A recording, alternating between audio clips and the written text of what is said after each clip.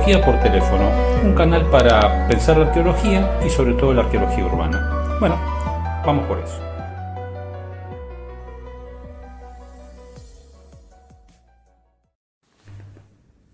Si bien hemos dicho hace poquito que hay que pasar de los objetos físicos a los objetos analíticos o de estudio, la familia, la problemática de género, el cambio social, el rol del Estado, bueno, el que a ustedes se les ocurra.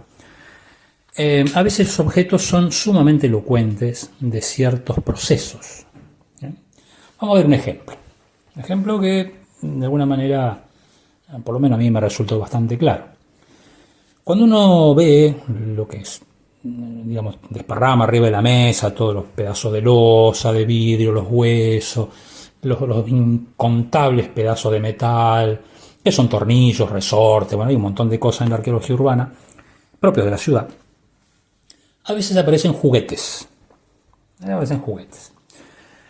En particular hay un juguete que no es ni la muñeca ni es la bolita, o sea, ni la muñeca para la niña ni la bolita para el hombre, que generalmente eran los juguetes de losa que se han conservado. Tampoco son soldaditos de plomo o muñecas de madera, sino que aparecen unos pequeños platos y tazas que se conocieron así en forma genérica como jueguitos de té para muñeca.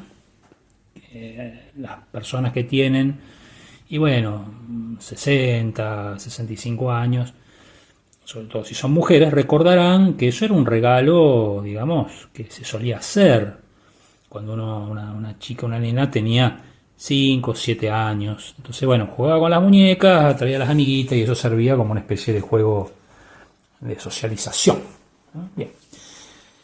Resulta que en Rosario han aparecido varios de estos jueguitos. Concretamente un par de tacitas y un par de platitos, nada más. De cierta antigüedad, estamos hablando de 1900. Pero ¿qué pasa? Hay algo interesante aquí. Esos juguetes aparecen en el barrio inglés, un muy pequeño pedazo en Fisherton. Apareció algo que parece algo similar en Alberdi, pero no aparece en ningún otro lado.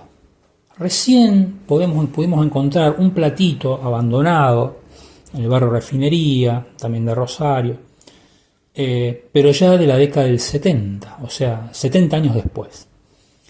Esto nos permite hacer una reflexión, más allá de que acordemos o no con lo que voy a decir, pero amerita una reflexión. ¿Por qué no encontramos más de estos platitos? ¿Por qué? O sea, esto es interesante. Porque 70 años es mucho tiempo.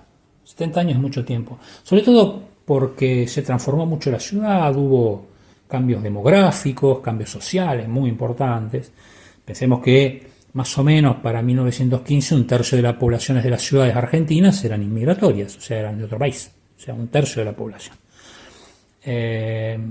Eso con el tiempo se fue asimilando y empezaron a transformarse de italianos, españoles, en argentinos.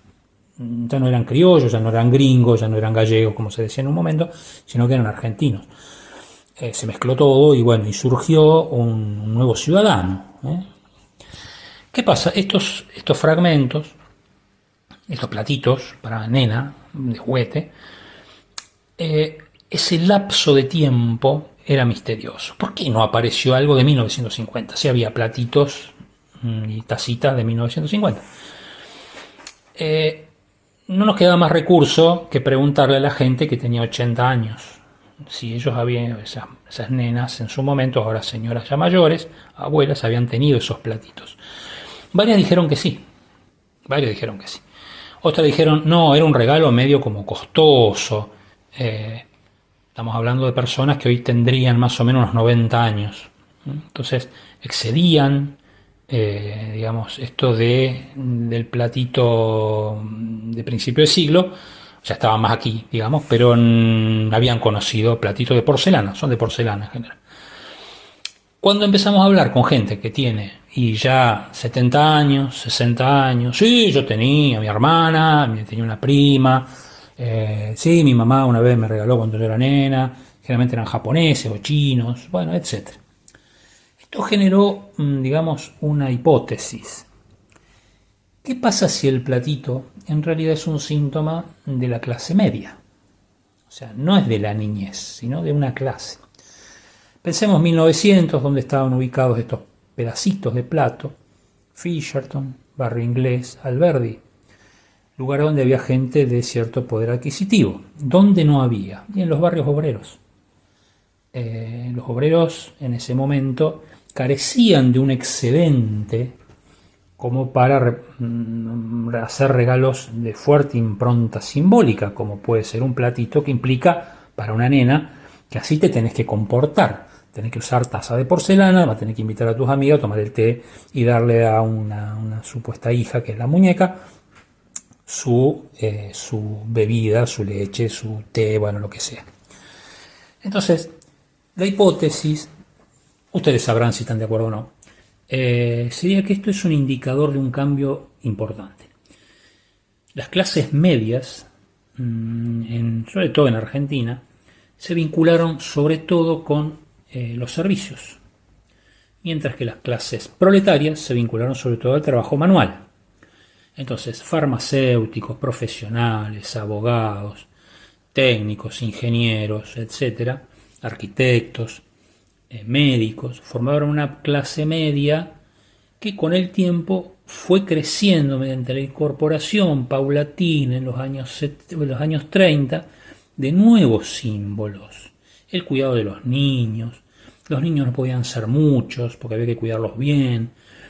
Se seguía trabajando físicamente, se seguía trabajando en la fábrica o en el ferrocarril, pero empiezan a aparecer algunos rasgos importantes en estas transformaciones. Los obreros empiezan a adquirir cierto nivel de confort, aparece el peronismo, que le otorga a la sociedad ciertos beneficios sociales, como las vacaciones, en aguinaldo, poder ir a la facultad y no pagar, etcétera, que son históricamente bien conocidos. Y eso permitió que empezaran a tomarse ciertos objetos que antes no les pertenecían, no podían llegar a esos objetos, ni siquiera comprarlos, porque no se les ocurría comprarlos. Recuerdo un hombre ya fallecido que decía: a mí para mi cumpleaños me regalaban un corte de tela que era para mi mamá, porque de ahí salía la camisa que yo iba a usar nueva. Eso no era un juguete. Imaginemos que estamos hablando de los años 30, 40. Entonces, lo importante de estos fragmentos, más allá de que sea una hipótesis, que hay que demostrarla, hay que ver cómo viene la mano, si eso es una casualidad o bueno, pero es lo que hay, si no implican algunos objetos muy, muy humildes, son grandes indicadores de lo que ocurrió en una ciudad. Si aparecen objetos abandonados que ya no se usan, si aparecen algunos objetos rotos, pero otros, por más que estén rotos, aparecen en las casas pegados, reparados, porque no se pueden tirar. Si algunos objetos aparecen escondidos en las alacenas, porque se han olvidado, pero otros aparecen verdaderamente en los basurales con mucha frecuencia, todo eso implica decisiones. Implica que la gente ha realizado acciones. Y eso es lo que hay que leer. Ya no nos interesa si es la tumba de un sacerdote o es, digamos, una caverna llena de pinturas rupestres. No es eso. Esto es otra cosa. Esto es una arqueología urbana donde lo que tratamos de ver es cómo es la vida de la ciudad en el pasado. Entonces estos pequeños objetos casi vestigiales son chiquitos. Las nenas lo rompían porque eran juguetes, quizás algunos los compañeros de esos juguetes están escondidos en algún lado y lo que se cayó fue lo único que no se pudo recuperar, que no se pudo pegar con esmalte de uña que se usaba para pegar la porcelana. Si todo eso no es un indicador muy grande del nacimiento de una nueva clase social, que es la que en general los investigadores e investigadoras habitamos.